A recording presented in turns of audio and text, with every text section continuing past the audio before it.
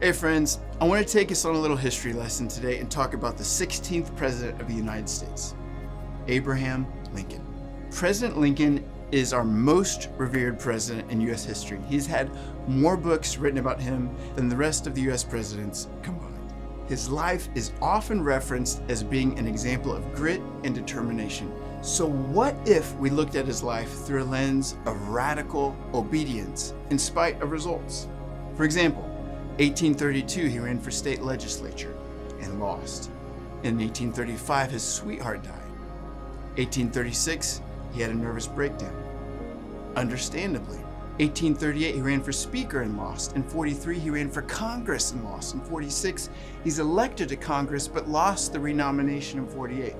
In 54, he runs for Senate and is defeated. In 56, he runs for vice president and is defeated.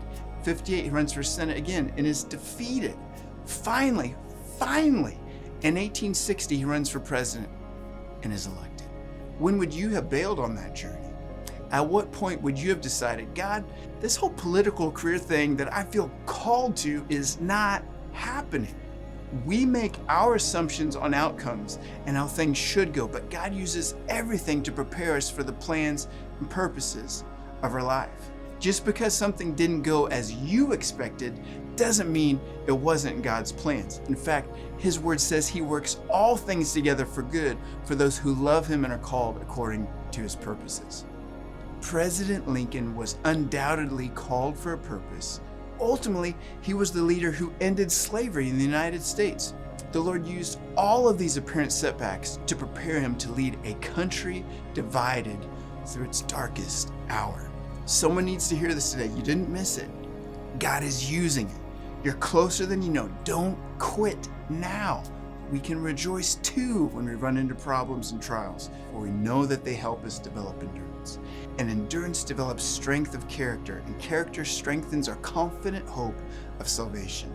And this hope will not lead to disappointment, for we know how dearly God loves us.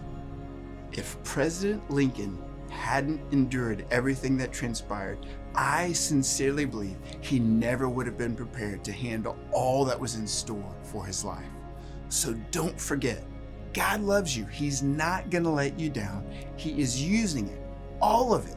He has given us His word, and He always keeps His promises. No matter what things look like right now, you can trust Him today.